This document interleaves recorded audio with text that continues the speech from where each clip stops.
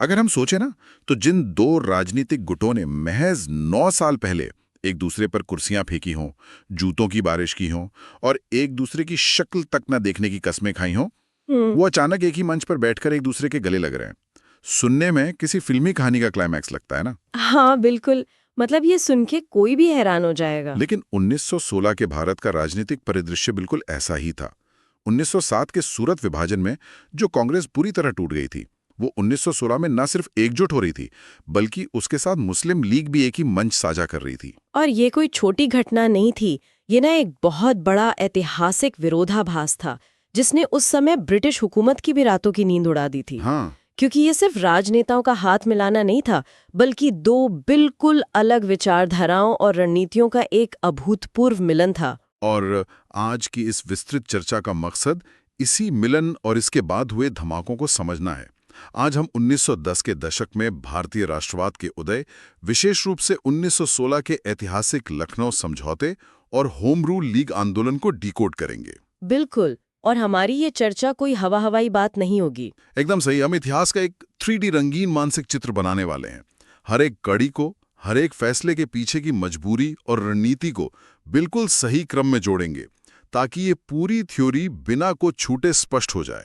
हाँ, मतलब उद्देश्य ये समझना है कि कैसे कुछ ही सालों के भीतर भारत की राजनीति में पहले बिखराव आया, फिर एक हैरान कर देने वाली एकता दिखी और अंततः एक नया वैचारिक विभाजन हो गया।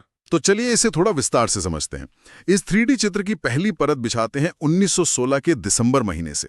दृश्य कुछ ऐसा है कि लखनऊ शहर है, सर्दियां हैं और एक महाविलय हो रहा है। इस महाविलय के मंच को अगर करीब से देखा जाए ना, तो एक तरफ कांग्रेस का अधिवेशन चल रहा है, जिसके अध्यक्ष अंबिका चरण मजूमदार हैं, और ठीक उसी समय उसी शहर में मुस्लिम लीग का भी अधिवेशन हो रहा है। अच्छा। हाँ, जिसकी अध्यक्षता मोहम्मद अली जिन्ना कर रहे हैं।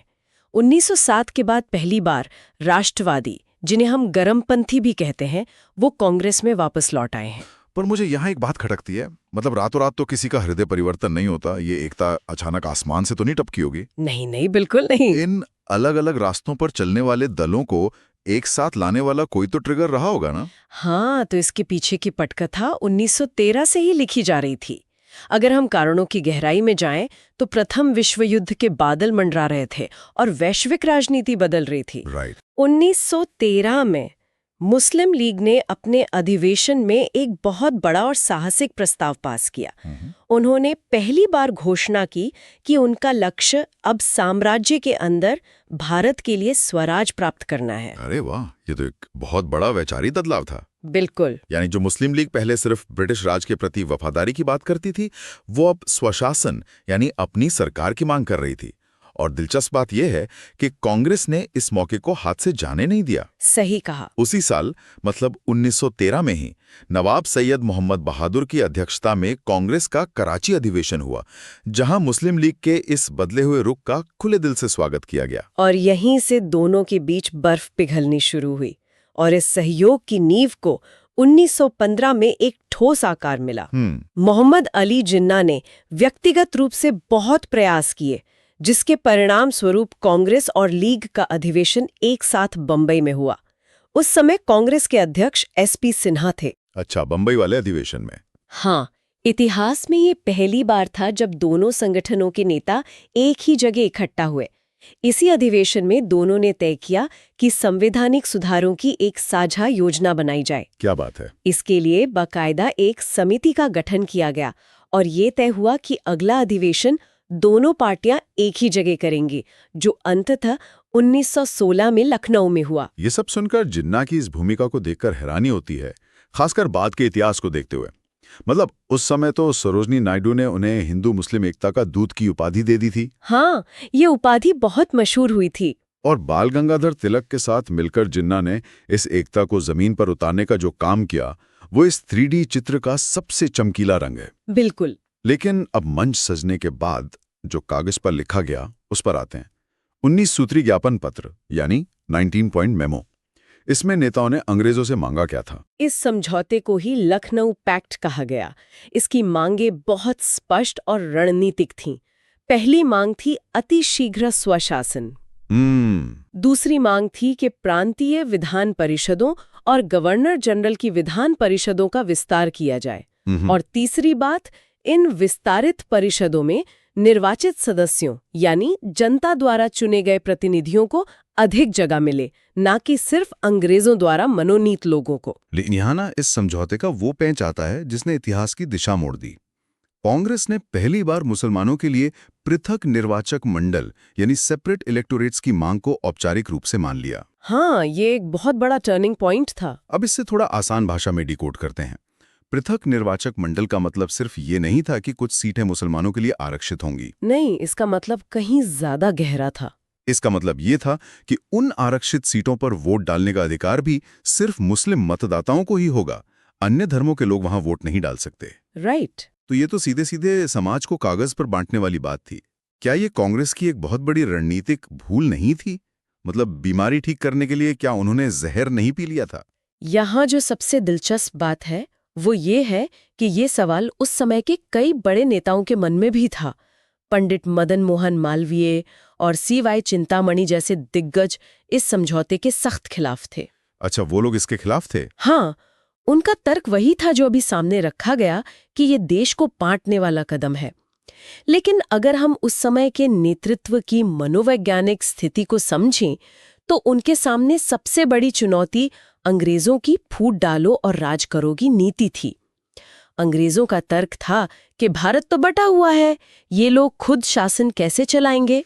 तो कांग्रेस और लीग के नेतृत्व को लगा कि अंग्रेजों के इस तर्क को तोड़ने का एकमात्र तरीका यह है कि किसी भी कीमत पर एक संयुक्त मोर्चा पेश किया जाए, भले ही उसकी कीमत ये पृथक निर्वाचक मंडल ही क्यों ना हो। एकदम सटीक विश्लेषण है ये। तत्कालीन परिस्थितियों में ये ब्रिटिश नीति को बेअसर करने का एक प्रयास था।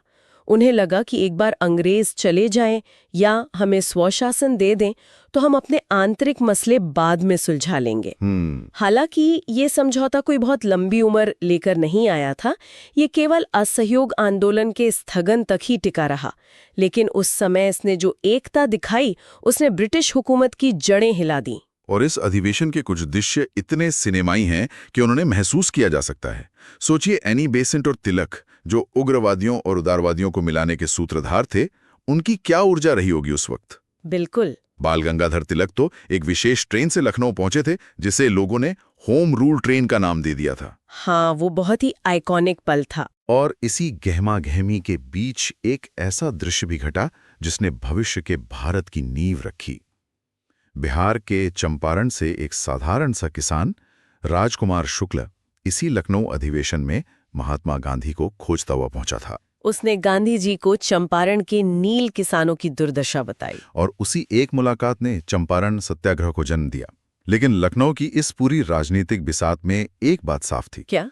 नेताओं ने तो बंद कमरों में हाथ मिला लिया था, प्रस्ताव पास कर दिए थे, लेकिन जब तक आम जनता को इस स्वशासन का मतलब समझ नहीं आता तब तक कोई भी मांग सिर्फ कागज का टुकड़ा थी। जनता को कैसे जोड़ा जाए? हाँ, और यहीं से जरूरत महसूस हुई जमीनी स्तर पर जाने की।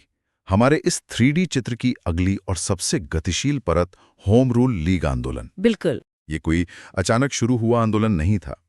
अगर हम पीछे मुड़कर देखें तो 16 जून 1914 को जब बाल गंगाधर तिलक 6 साल की कठोर जेल की सजा काटकर मांडले से लौटे तो उनके आते ही राजनीतिक माहौल में गर्मी आ गई। 8 मई 1915 को जोसेफ बैप्टिस्टा की अध्यक्षता में पूना में एक सम्मेलन हुआ। और उसी सम्मेलन में बैप्टिस्टा ने राजनीति में तिलक की वापसी का स्वागत करते हुए एक होम रूल लीग स्थापित करने का सुझाव दिया। अच्छा। इसके लिए तुरंत 15 सदस्यों की एक कमेटी बनाई गई। इस कमेटी ने जमीनी स्तर पर काम किया और 28 अप्रैल 1916 को बेलगांव में तिलक की होम रूल लीग की आधिकारिक स्थापना हो गई। अध्यक्ष बनाए गए जोसेफ बैप्टिस्टा और सचिव का जिम्मा मिला NC केलकर को। लेकिन यहाँ एक उलझन है। क्या? जब मकसद एक ही था, ब्रिटिश साम्राज्य के अधीन स्वशासन या होम रूल, हाँ। तो देश में 2 अलग-अलग होम रूल लीग क्यों चल रही थी, एक तिलक की और दूसरी एनी बेसेंट की? क्या ये किसी व्यावसायिक फ्रेंचाइजी मॉडल जैसा था, जैसे कोई कॉरपोरेट कंपनियां होती हैं जो एक ही चीज बेचती हैं लेकिन अलग-अलग इलाकों में अपने अपने ग्राहकों को? ये फ्रेंचाइजी मॉडल वाला उदाहरण इसे समझने के लिए बहुत ही बेहतरीन है, क्योंकि ये कोई आपसी दुश्मनी या प्रतियोगिता नहीं थी, बल्कि ये दोनों नेताओं के कार्यशैली और उनके समर्थकों के आधार का सम्मान करते हुए आपसी सहयोग से किया गया एक व्यवहारिक बंटवारा था। उन्होंने अपने अपने मार्केट बांट लिए थे। तो ये बंटवारा हुआ कैसे, भौगोलिक रूप से? हाँ, तिलक की लीग का प्रभाव क्षेत्र बहुत ही स्पष्ट था। कर्नाटक, महाराष्ट्र, लेकिन ध्यान रहे, बॉम्बे शहर को छोड़कर मध्य प्रांत और बरार, तिलक इन क्षेत्रों की रग रग से वाकिफ थे। राइट। वहीं दूसरी तरफ देश का बाकी जितना भी हिस्सा बच गया वो एनी बेसेंट की लीग के जिम्मे था। एनी बेसेंट की लीग का स्वरूप अखिल भारतीय था। और जब एनी बेसेंट का नाम आता है तो उनकी कहानी किसी को भी हैरान कर सकती है। एक 69 वर्षीय आयरिश महिला जो भारत आकर यहाँ के युवाओं की राजनीतिक गुरु बन जाती हैं। हाँ, उनका सफर बहुत प्रेरणादायक था। 1893 में वो भारत आई थी और थियोसॉफी जैसे आंदोलनों से जुड़ी थी, लेकिन राजनीति में उन्होंने वो आग लगाई जो उस समय बहुत कम लोग लगा पाए थे। उन्होंने तो तिलक से भी पहले 1914-15 में ही भारत में होम रूल का विचार फैलाना शुरू कर दिया था। एनी बेसेंट का मैकेनिज्म बहुत शानदार था। वो आयरिश होम रूल आंदोलन की तर्ज पर भारत में काम करना चाहती थीं। जून 1916 में उन्होंने लंदन में अपनी लीग की स्थापना की और फिर सितंबर 1916 में मद्रास ने। अच्छा, मद्रास में भी? हाँ, उन्होंने जॉर्ज अरुंडल को सचिव बनाया और मद्रास के अड्यार में इसका मुख्यालय खोला। बीपी वाडिया और सीपी रामास्वामी अय्यर जैसे बड़े नाम उनके सहयोगी बने। और इन दोनों नेताओं ने प्रचार के लिए प्रेस की ताकत का भरपूर इस्तेमाल किया। एनी बेसेंट ने तो बाकायदा मद्रास इंडिया प्रेस को खरीद लिया और 14 जुलाई 1914 से न्यू इंडिया का प्रकाशन शुरू किया। बिल्कुल। साथ ही उनका पत्र कॉमनवेल्थ की था। दूसरी ओर तिलक के पास मराठा और केसरी जैसे शक्तिशाली हथियार थे। यहाँ ना तिलक की दूरदृष्टि को समझना बहुत जरूरी है। होम रूल का मतलब सिर्फ अंग्रेजों को हटाना नहीं था। तिलक ने इस आंदोलन को क्षेत्रीय भाषा में शिक्षा और भाषाई आधार पर राज्यों के गठन से जोड़ दिया। उनका कहना था कि अगर स्वशासन चाहिए तो लोगों को अपनी भाषा में प्रशासन और शिक्षा मिलनी चाहिए, जैसे मराठी, तेलुगु, कन्नड़ आदि में।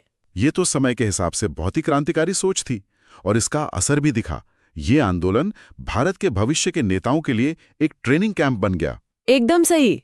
1917 आते आते एनी बेसेंट की लीग में लगभग 27,000 सदस्य जुड़ चुके थे और ये सदस्य कोई आम लोग नहीं थे। मोतीलाल नेहरू, जवाहरलाल नेहरू, तेज बहादुर सप्रू जैसे युवा जो आगे चलकर देश की राजनीति की दिशा तय करने वाले थे, उन सब ने इसी आंदोलन की रैलियों में राजनीति का कक्काहरा सीखा। और एक बहुत ही रोचक तथ्य ये भी है कि इस आंदोलन की आक्रामकता को देखते हुए गोपाल कृष्ण गोखले द्वारा स्थापित सर्वेंट्स ऑफ इंडिया सोसाइटी के सदस्यों को लीग में शामिल होने की अनुमति नहीं थी। अच्छा, ये तो दिलचस्प है। हाँ, लेकिन इसके बावजूद 1916 के लखनऊ अधिवेशन में इन होम रूल समर्थकों ने अपनी ताकत का जो प्रदर्शन किया, उसने पूरे देश को हिला दिया। और जब कोई आंदोलन इस तेजी से जंगल की आग की तरह फैलने लगे तो ब्रिटिश शासन हाथ पे हाथ धरे तो नहीं बैठेगा ना।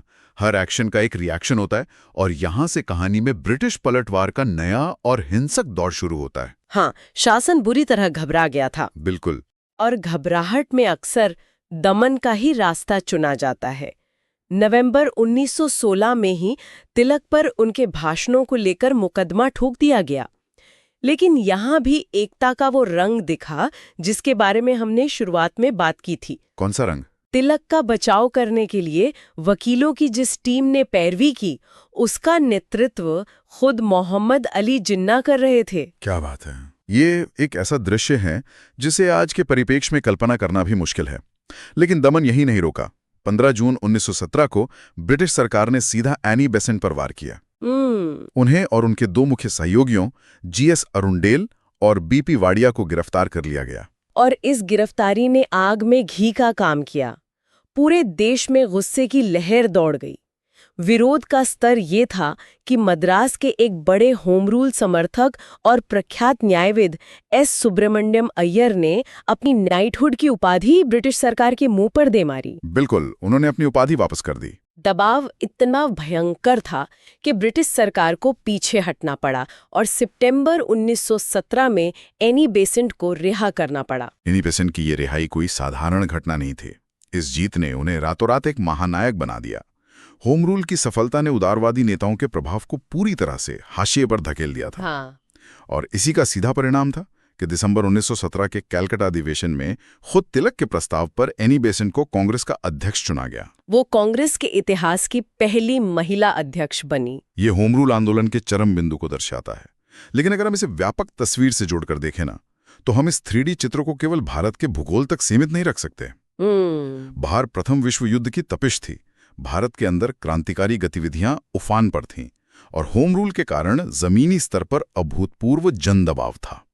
इन तीनों शक्तियों के संयुक्त प्रहार ने ब्रिटिश हुकूमत को एक ऐसा फैसला लेने पर मजबूर कर दिया जो भारत के इतिहास में पहले कभी नहीं हुआ था। और यही एंट्री होती है एडविन मॉन्टेग्यू की। ब्रिटिश राजनीति में लिबरल पार्टी के नेता और भारत के नए राज्य सचिव मॉन्टेग्यू। बिल्कुल। 20 अगस्त 1917 को ब्रिटिश संसद के निचले सदन हाउस ऑफ कॉमन्स में उन्होंने एक घोषणा की जिसे मॉन्टेग्यू घोषणा कहा जाता है। इस घोषणा के शब्द बहुत ही ध्यान से गढ़े गए थे। इसमें कहा गया कि ब्रिटिश साम्राज्य के अभिन्न अंग के रूप में भारत में उत्तरदायी सरकार का क्रमिक रूप से विकास करने के लिए भारतीयों को प्रशासन के प्रत्येक क्षेत्र में संबद्ध किया जाए। यहां थोड़ा रुकते हैं और इस उत्तरदायी शासन यानी रिस्पॉन्सिबल गवर्नमेंट के भारी भरकम शब्द को डिकोड करते हैं। हाँ, इसका मतलब क्या था? इसका सीधा सा अर्थ था कि अब शासन करने वाले अधिकारी केवल ब्रिटिश ताज के प्रति जवाबदेह नहीं होंगे, बल्कि उन्हें भारत की जनता द्वारा चुने गए प्रतिनिधियों के प्रति जवाबदेह होना पड़ेगा। इतिहास में पहली बार ब्रिटिश सरकार ने ये शब्द इस्तेमाल किया था। और सिर्फ घोषणा नहीं हुई, मॉन्टेग्यू खुद नवंबर 1917 में इसका ड्राफ्ट तैयार करने भारत आए। उन्होंने वाइसराय चेम्सफोर्ड के साथ पूरे भारत का दौरा किया। एक विशेष समिति बनाई गई और इस समिति की संरचना भी बहुत दिलचस्प थी। वो कैसे? इसमें William Duke, Lord Richard Hely Hutchinson, Earl of Donoughmore और चार्ल्स रॉबर्ट जैसे ब्रिटिश अधिकारी तो थे ही, लेकिन इसमें भूपेंद्र नाथ बसु के रूप में एक प्रमुख भारतीय आवाज को भी शामिल किया गया। अरे वाह, मतलब एक भारतीय भी थे इस समिति में। हाँ, इसी समिति की विस्तृत रिपोर्ट ही आगे चलकर 1919 के अधिनियम का आधार बनी। अगर हम इसे एक कदम पीछे हटकर देखें तो ये घोषणा होम रूल आंदोलन की एक बहुत बड़ी सामरिक जीत थी। होम रूल ने सिर्फ नारे नहीं लगाए थे, उन्होंने स्वशासन का एक ठोस खाका खींचा था जिसने अंग्रेजों को बैकफुट पर ला दिया। बिल्कुल सही बात है। लेकिन विडंबना देखिए, जिस घोषणा ने ब्रिटिश हुकूमत को झुकाया, उसी घोषणा ने 1916 में जुड़ी हुई कांग्रेस को फिर से बीच से चीर दिया। राजनीति की यही विडंबना है। 1916 में जो एकता बनी थी वो मॉन्टेग्यू घोषणा की व्याख्या को लेकर ताश के पत्तों की तरह बिखर गई। कांग्रेस के भीतर मौजूद उदारवादियों ने इस घोषणा को हाथों हाथ लिया। उनके लिए ये एक बहुत बड़ी जीत थी। उन्होंने इसे भारत का मैग्ना कार्टा कह दिया। लेकिन दूसरी तरफ बाल गंगाधर तिलक और उग्रवादी खेमे ने इस घोषणा को एक धोखा माना। तिलक ने इसे सूर्यविहीन उषा काल यानी सनलेस डॉन कहा, एक ऐसी सुबह जिसका कोई सूरज ही नहीं है, जिसमें रोशनी ही नहीं है। और इस वैचारिक मतभेद ने इतना भयानक रूप ले लिया कि 1918 में कांग्रेस का दूसरा बड़ा विभाजन हो गया। अगस्त 1918 में सुरेंद्रनाथ बैनर्जी के नेतृत्व में उदारवादियों ने बंबई में अपना एक अलग सम्मेलन बुला लिया और मॉन्टेग्यू घोषणा का स्वागत किया। याना 1907 और 1918 के विभाजनों का अंतर समझना भी जरूरी है। 1907 के सूरत अधिवेशन में उदारवादियों ने उग्रवादियों को कांग्रेस से निकाल दिया था। हाँ। लेकिन 1918 में स्थिति उलट थी। इस बार उदारवादी खुद कांग्रेस छोड़कर चले गए और 1919 में उन्होंने सुरेंद्रनाथ बैनर्जी के नेतृत्व में नेशनल लिबरल फेडरेशन नाम से अपनी एक नई पार्टी बना ली। और इस पूरी उठापटक में वो होम रूल आंदोलन जिसने इस पूरी राजनीतिक सुनामी को जन्म दिया था, उसका क्या हुआ? दुर्भाग्य से वो धीरे धीरे नेतृत्व विहीन होकर बिखर गया। ऐसा क्यों हुआ? एनी बेसेंट उम्र और बदलती परिस्थितियों के कारण पहले जैसी ऊर्जा से आंदोलन नहीं चला पा रही थी और तिलक इंडियन अनरेस्ट किताब के लेखक वैलेंटाइन शिरोल पर मानहानि का मुकदमा करने के लिए अचानक लंदन चले गए। नेतृत्व के इसी वैक्यूम ने आंदोलन की कमर तोड़ दी। लेकिन क्या यह आंदोलन विफल था? बिल्कुल नहीं। इसने भारतीय राजनीति को उन युवाओं की एक पूरी फौज दी जो आगे के दशकों में आजादी की लड़ाई का चेहरा बने। हाँ, ये बहुत बड़ा योगदान था। मद्रास से सत्यमूर्ति, कलकत्ता से जितेंद्रनाथ बनर्जी, इलाहाबाद से जवाहरलाल नेहरू, लखनऊ से खलीकुज्जमा, बम्बई से जमुना दास, उमर सुमानी और गुजरात से इंदुलाल याज्ञिक जैसे तमाम युवा इसी आंदोलन की भट्टी में तपकर कुंदन बने थे। और यही होम रूल की सबसे बड़ी विरासत थी। उसने भारत की राजनीति को ड्राइंग रूम से निकालकर सड़कों और चौराहों तक पहुंचा दिया था। तो अगर अब हम इस पूरी 3D तस्वीर को समेट कर एक साथ देखें तो 1916 से 1918 का ये कालखंड किसी फुल स्पीड रोलर कोस्टर से कम नहीं लगता। बिल्कुल। 1907 की टूटी हुई कांग्रेस 1916 के लखनऊ में फिर से एक होती है। उसी मंच पर मुस्लिम लीग भी आ जाती है। फिर होम रूल आंदोलन जमीनी स्तर पर एक ऐसी आग लगाता है कि ब्रिटिश सरकार को मॉन्टेग्यू घोषणा करनी पड़ती है। एक नया रास्ता खुलता है। लेकिन ठीक उसी समय 1918 में यही घोषणा कांग्रेस को फिर से दो हिस्सों में बांट देती है। सिर्फ 2-3 सालों के भीतर एकता, संघर्ष, जीत और फिर से बिखराव का एक पूरा चक्र घूम जाता है। और ये हमें बताता है कि इतिहास में कुछ भी स्थिर नहीं है। आज की एकता कल के विभाजन का कारण बन सकती है और आज का संघर्ष कल के नेतृत्व की सोचने वाली है। बिल्कुल सही कहा। 1914 और इस का पूरी समय चर्चा था को समाप्त और करते हुए प्रथम विश्व युद्ध शुरू हो चुका था। रंगीन हाँ बिल्कुल। और उस वक्त महात्मा गांधी गांव-गांव जाकर भारतीयों से ब्रिटिश सेना में भर्ती होने की अपील कर रहे थे। मतलब वो अंग्रेजों का इतना खुलकर समर्थन कर रहे थे। हाँ, यहाँ तक कि लोग उन्हें ताना भी मारने लगे थे। उन्हें सरकार का भर्ती करने वाला सार्जेंट कहा जाने लगा था। सही का। लेकिन यहाँ जो सबसे हैरान करने वाली बात है वो ये कि सिर्फ 5 साल बाद वही गांधी ब्रिटिश साम्राज्य को उखाड़ा फेंकने के लिए देश की सबसे बड़ी और खतरनाक ताकत बन गए। एकदम। तो इन 5 सालों में ऐसा क्या बदला? आज की इस विस्तृत चर्चा में हम 1917 से 1920 के उस बेहद उथल-पुथल भरे दौर में उतरेंगे जिसे गांधी युग की शुरुआत माना जाता है। एक ऐसा दौर जहां स्वराज्य प्राप्ति सिर्फ एक सपना नहीं बल्कि एक जिद बन गया था। बिल्कुल। और इसे समझने के लिए हमें 2 अलग-अलग तस्वीरें एक साथ देखनी होंगी। श्रोता अगर अपने दिमाग में एक छवि बनाए तो एक तरफ ब्रिटिश संसद के ठंडे सुरक्षित गलियारे हैं और दूसरी तरफ भारत की धूल भरी सड़कें। ये विरोधाभासी इस दौर की सबसे बड़ी कहानी है। देखिए, जहां भारत के लोग युद्ध में जान दे रहे थे ताकि शायद उन्हें आजादी के कुछ अधिकार मिले, वहीं लंदन में एक अलग ही बिसात बिछाई जा रही थी। 1919 का साल था। ब्रिटेन में प्रधानमंत्री डेविड लॉयड जॉर्ज का शासनकाल चल रहा था। और उसी दौरान भारतीय परिषद अधिनियम 1919 पारित किया गया, जिसे हम मॉन्टेग्यू चेम्सफोर्ड सुधार के नाम से जानते हैं। इसमें जो सबसे दिलचस्प बयान था वो तत्कालीन भारत सचिव एडविन मॉन्टेग्यू का था।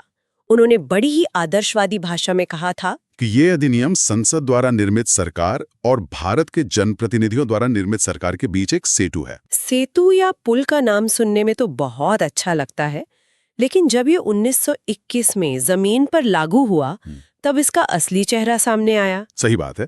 इसकी सबसे बड़ी चालाकी थी प्रांतों में द्वैध शासन प्रणाली, यानी डायर की सिस्टम। चलिए इसे थोड़ा विस्तार से समझते हैं।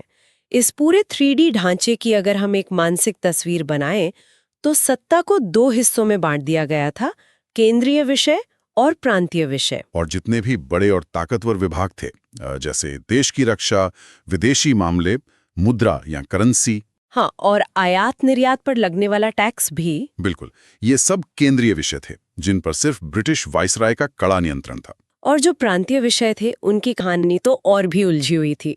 अंग्रेजों ने प्रांतीय विषयों को भी 2 रंगों या भागों में बांट दिया। एक हस्तांतरित विषय यानी ट्रांसफर्ड और दूसरा आरक्षित विषय यानी रिजर्व्ड। रुकिए, ये समझना बहुत जरूरी है। ये तो ऐसा हो गया जैसे किसी को एक बड़ा घर दे दिया जाए लेकिन कहा जाए कि आप सिर्फ बैठक और रसोई का इस्तेमाल कर सकते हैं। हाँ, और तिजोरी वाले कमरे की चाबी हम अपने पास रखेंगे। एकदम सही एनालॉजी है। हस्तांतरित विषयों में क्या था? स्थानीय स्वशासन, शिक्षा, अस्पताल, कृषि और उद्योग। मतलब वो विभाग जो भारतीय मंत्रियों को सौंपे गए। हाँ, देखने में ऐसा लग रहा था कि भारतीयों को बहुत बड़ा अधिकार मिल गया है। लेकिन यहाँ जो सबसे दिलचस्प बात है वो ये कि अस्पताल और शिक्षा चलाने के लिए पैसा चाहिए। बिल्कुल। और पैसे से जुड़े सारे विभाग जैसे पुलिस, न्याय और वित्त अंग्रेजों ने आरक्षित विषयों के रूप में अपने ही पास रख लिए थे। मतलब भारतीय मंत्रियों के पास जिम्मेदारी तो पूरी थी लेकिन ताकत बिल्कुल नहीं। ये ऊपर बैठे प्रशासन की एक सोची समझी रणनीति थी कि सत्ता का सिर्फ एक भ्रम दिया जाए। लेकिन जब ब्रिटिश सरकार महलों में बैठकर ये कागजी भूल-भुलैया बना रही थी तब जमीन पर कुछ और ही पक रहा था। 1915 में गांधी जी दक्षिण अफ्रीका से लौट चुके थे और आते ही उन्होंने गोपाल कृष्ण गोखले को अपना राजनीतिक गुरु बनाया। और गोखले जी की ही सलाह पर उन्होंने पहले पूरे भारत का भ्रमण किया, फिर शुरुआत हुई जमीनी सत्याग्रह की। अगर हम इस कहानी के कैनवस को बिहार के चंपारण ले चलें, साल था 1917। चंपारण सत्याग्रह को समझने के लिए वहां के 3D दृश्य को दिमाग में लाना होगा। गोरे बागान मालिकों का तिनकठिया पद्धति वाला शोषक अनुबंध। हाँ, जिसके तहत किसान को अपनी जमीन के 20 में से 3 हिस्से पर नील की खेती करनी ही पड़ती थी। और नील की खेती जमीन को बंजर बना देती थी। ऊपर से जर्मनी में सिंथेटिक रंग बन जाने से नील की मांग भी गिर गई थी। फिर भी अंग्रेज भारी लगान वसूल रहे थे और इसी बीच राजकुमार शुक्ल नाम के एक किसान ने आग्रह किया और गांधी जी को चंपारण बुला लिया। जब गांधी जी वहां पहुंचे तो उनके साथ वकीलों की एक पूरी फौज खड़ी हो गई। बिल्कुल, ब्रजकिशोर, राजेंद्र प्रसाद, अनुग्रह नारायण सिन्हा भी थे। हाँ, और जेबी कृपलानी, महादेव देसाई और नरहरि पारिक जैसे बड़े नाम। इन सब ने गांव-गांव जाकर किसानों के बयान दर्ज किए। लेकिन एक हैरान करने वाली बात यह है कि प्रमुख किसान नेता NG रंगा ने गांधी जी के इस तरीके का विरोध किया था। शायद उन्हें यह शांतिपूर्ण तरीका ज्यादा असरदार नहीं लगा। लेकिन फिर भी आंदोलन सफल रहा और तिनकठिया प्रथा खत्म हुई। और इसी सफलता से प्रभावित होकर रविंद्रनाथ टैगोर ने उन्हें महात्मा की उपाधि दी थी। चंपारण ने दिखा दिया कि सत्याग्रह जमींदारों के खिलाफ काम कर सकता है, लेकिन क्या ये शहरी उद्योगपतियों पर भी असर करेगा? इसका जवाब मिला 1918 में गुजरात के अहमदाबाद में। जहाँ सूती कपड़ा मिल के मजदूरों का संघर्ष चल रहा था। और मुद्दा था प्लेग बोनस का। महामारी खत्म होने पर मालिक बोनस बंद करना चाहते थे। जबकि विश्व युद्ध की वजह से महंगाई इतनी बढ़ गई थी कि मजदूर 35% बोनस मांग रहे थे और मालिक सिर्फ 20% दे रहे थे। यहाँ एक बड़ा विरोधाभास है। जिन मिल मालिकों के खिलाफ हड़ताल थी, उनमें अंबालाल साराभाई भी शामिल थे। वही अंबालाल साराभाई जो गांधी जी के मित्र थे और साबरमती आश्रम के बड़े दानवीर थे। बिल्कुल। मालिकों ने धमकी दी कि जो 20% नहीं लेगा उसे नौकरी से निकाल देंगे। तब मजदूरों का मनोबल बचाने के लिए गांधी जी ने अपना सबसे बड़ा हथियार निकाला, भूख हड़ताल। भारत में उनका पहला 3 दिवसीय अनशन। और दिलचस्प बात देखिए, इस आंदोलन में अंबालाल साराभाई की बहन अनुसुईया बेन मजदूरों के साथ खड़ी थी। एक भाई मालिकों के साथ और बहन मजदूरों के साथ धरने पर। आखिरकार ट्रिब्यूनल ने 35% बोनस का निर्णय दे ही दिया। ये जश्न पूरा भी नहीं होता कि मार्च 1918 में खेड़ा सत्याग्रह शुरू हो गया। हाँ, वहाँ फसल बर्बाद हो गई थी, लेकिन अकाल संहिता के बावजूद लगान माफ नहीं हो रहा था। इस बार विट्ठल भाई पटेल और सर्वेंट्स ऑफ इंडिया सोसाइटी ने जांच की। और वल्लभ भाई पटेल, शंकरलाल बैंकर, अनुसुईया बेन और इंदुलाल याज्ञिक जैसे नेताओं ने किसानों को संगठित किया। इसमें गुजरात सभा की भूमिका भी बहुत अहम थी। अंत में अंग्रेजों को एक गुप्त आदेश निकालना पड़ा कि सिर्फ समर्थ लोगों से ही लगान लिया जाए। अगर हम इन तीनों को एक साथ रखकर देखें तो नील, बोनस और अकाल, ये 3 अलग मुद्दे थे। तो क्या हम कह सकते हैं कि ये छोटी छोटी घटनाएं पूरे देश के लिए एक प्रैक्टिस ग्राउंड बन गई? बिल्कुल बन गई। लोगों ने देख लिया कि अहिंसा काम करती है, लेकिन इससे ब्रिटिश प्रशासन अंदर तक घबरा गया और डर के मारे उन्होंने दमनकारी नीतियां अपनाई। 1917 में सिडनी रॉलेट की अध्यक्षता में सेडिशन कमेटी बनी और इसी के तहत फरवरी 1919 में 2 विधेयक पेश हुए, जिसमें से एक वापस हुआ और 18 मार्च को एक काला कानून पास कर दिया गया, the anarchical and revolutionary crime act. 21 मार्च को वाइसरॉय लॉर्ड चेम्सफोर्ड ने इसे अनुमति दे दी, जिसे जनता ने नाम दिया रॉलेट एक्ट। इसका खौफनाक स्वरूप ऐसा था कि बिना वकील, बिना अपील तथा बिना दलील किसी को भी जेल भेजा जा सकता था। ये तो न्याय के नाम पर मजाक था। इसके विरोध में गांधी जी ने अखिल भारतीय राजनीति में अपना पहला कदम रखा और सत्याग्रह सभा बनाई। फरवरी 1919 में, जिसके सदस्यों में जमनादास लाल, द्वारकादास, शंकरलाल बैंकर, उमर सुभानी और वीजी हॉर्निमन शामिल थे। गांधी जी ने होम रूल लीग का भी उपयोग करने का प्रयास किया, लेकिन क्या सभी नेता इस तरीके से सहमत थे? नहीं, बिल्कुल नहीं। मदन मोहन मालवीय, विट्ठल भाई पटेल, श्रीनिवास शास्त्री, जिन्ना और मजरूल हक जैसे नेताओं ने इस असंवैधानिक तरीके का विरोध किया। फिर भी 6 अप्रैल को देशव्यापी हड़ताल हुई। दिल्ली में तो स्वामी श्रद्धानंद ने लगान न देने का सुझाव तक दे दिया। हाँ, जिन्हें मुंशीराम भी कहा जाता था। इसी बढ़ते तनाव के बीच श्रद्धानंद और सत्यपाल के बुलावे पर गांधी जी पंजाब के लिए निकले। लेकिन 8 अप्रैल को उन्हें पलवल में गिरफ्तार कर लिया गया और पंजाब का तनाव बारूद के ढेर में बदलने लगा।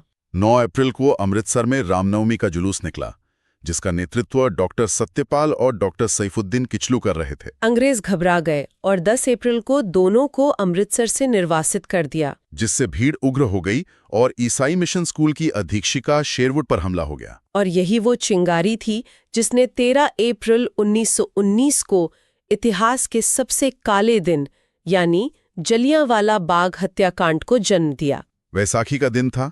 उस सभास्थल का दृश्य सोचकर ही रूह काम जाती है। General R.E.H. डायर ने बिना किसी सूचना के उस निहत्ती भीड़ पर फायरिंग शुरू कर दी। और मृतकों के आंकड़े देखिए, ब्रिटिश पार्लियामेंट और सरकारी रिपोर्ट ने सिर्फ 379 मौतों की बात कही, जबकि आज भी संस्कृति मंत्रालय के पास 291 का आंकड़ा है। लेकिन मालवीय समिति की रिपोर्ट चीख कर कह रही थी कि 500 से ज्यादा लोग मारे गए थे। क्या कहा? टैगोर ने अपनी नाइटहुड की उपाधि लौटा दी और शंकरन नायर ने वाइसराय की परिषद से इस्तीफा दे दिया। यहाँ तक कि 2013 में डेविड कैमरून ने इसे शर्मनाक घटना कहा था, लेकिन उस वक्त का lieutenant governor Michael O'Dwyer इस बर्बरता का समर्थन कर रहा था। बिल्कुल, और दिखावे के लिए अक्टूबर 1919 में हंटर आयोग बना, जिसमें 8 सदस्य थे, justice Rankin, Thomas Smith, Rice George Barrow और सिर्फ 3 भारतीय। हाँ, चिमनलाल सी तलवाड़, सुल्तान अहमद खान और जगत नारायण। उधर कांग्रेस ने मालवीय जी की अध्यक्षता में अपनी समिति बनाई, जिसमें मोतीलाल नेहरू, गांधी जी, CR दास, अब्बास तैयब जी और जयकर शामिल थे। मार्च 1920 में जब हंटर रिपोर्ट आई तो डायर को निर्दोष घोषित कर दिया गया, सिर्फ इस्तीफा मांगा गया। ये तो लीपापोती थी, और सबसे शर्मनाक बात ये कि ब्रिटिश हाउस ऑफ लॉर्ड्स ने उसे साम्राज्य का शेर कहा। मॉर्निंग पोस्ट ने उसे 30,000 पौंड और सम्मान की तलवार दी। अगर हम इसे बड़े परिदृश्य से जोड़ें तो जो भारत में कातिल था वो ब्रिटेन में रक्षक बन गया था। इसी पर गांधी जी ने कहा था कि ये पन्ने दर पन्ने निर्लज्ज सरकारी लीपापोती है। और पंजाब शांत नहीं बैठा। चमनदीप ने डंडा फौज बनाई और डंडा अखबार निकाला। आखिरकार ऊधम सिंह ने 1940 में लंदन जाकर माइकल ओ डायर की हत्या करके बदला लिया। एक तरफ जलियांवाला बाग की आग थी और दूसरी तरफ खिलाफत आंदोलन शुरू हो गया। हाँ, विश्व युद्ध में हार के बाद तुर्की के सुल्तान यानी खलीफा के साथ बुरा बर्ताव हुआ था, जो मूल रूप से एक प्रतिक्रियावादी आंदोलन था, लेकिन बाद में साम्राज्यवाद विरोधी बन गया। मार्च 1919 में मोहम्मद चोटानी के नेतृत्व में बॉम्बे खिलाफत कमेटी बनी और 1919 के अमृतसर कांग्रेस में, जहां मोतीलाल नेहरू अध्यक्ष थे, इसे समर्थन मिला। सितंबर 1919 में अखिल भारतीय खिलाफत कमेटी बनी, जिसमें शौकत अली और मोहम्मद अली बंधुओं की मुख्य भूमिका थी। 17 अक्टूबर को खिलाफत दिवस मनाया गया। इसमें फजलुल हक, अंसारी, मौलाना आजाद और अब्दुल बारी जैसे नेता थे। एक नाम और है हकीम अजमल खां, जिन्होंने अपनी हाजिक उल मुल्क की उपाधि त्याग दी थी, जो उन्हें 1908 में मिली थी। इसका जिक्र तिब्बिया कॉलेज की वेबसाइट पर आज भी है। 24 नवंबर को दिल्ली सम्मेलन हुआ और हैरानी की बात यह है कि अध्यक्षता गांधी जी ने की। तो इस सब का मतलब क्या है? 2 बिल्कुल अलग विचारधाराएं एक कैसे हो गईं? क्योंकि गांधी जी को इसमें हिंदू मुस्लिम एकता का सुनहरा अवसर दिखा। इसी सम्मेलन में उन्होंने असहयोग का सुझाव दिया, जिसे जून 1920 में इलाहाबाद में मान लिया गया। और 10 अगस्त 1920 की सेप्रेस की संधि के बाद तो आंदोलन और भड़क गया। एकता का एक नजारा 4 अप्रैल 1919 को ही दिखा था, जब स्वामी श्रद्धानंद ने जामा मस्जिद से भाषण दिया था। लेकिन जिन्ना और श्रीनिवास शास्त्री ने चेतावनी दी थी कि धर्म को राजनीति में ना लाए। मदन मोहन मालवीय जी ने भी इसी वजह से इस आंदोलन का समर्थन नहीं किया था। तो अगर हम इस पूरी चर्चा को समेटें तो 1917 के चंपारण से शुरू हुई बात 1919 के दिखावटी सुधारों, रॉलेट एक्ट के अंधकार और जलियांवाला बाग के खूनी मंजर से होते हुए खिलाफत की अभूतपूर्व हिंदू मुस्लिम एकता तक पहुंच गई। बिल्कुल। और श्रोताओं के लिए छोड़ जाने वाला एक विचार ये है कि इतिहास गवाह है, जब भी सत्ता अपनी पकड़ मजबूत करने के लिए क्रूर कानूनों का सहारा लेती है तो वो अनजाने में ही जनता को एक ऐसी अटूट एकता में बांध देती है जिससे वो सबसे ज्यादा डरती है। एकदम सही। और क्या धर्म को राजनीति में शामिल करने का जो प्रयोग खिलाफत आंदोलन में हुआ, उसके परिणाम आज की आधुनिक राजनीति में भी कहीं न कहीं दिखाई देते हैं? इस पर विचार जरूर कीजिएगा। आज की इस विस्तृत चर्चा में बस इतना ही।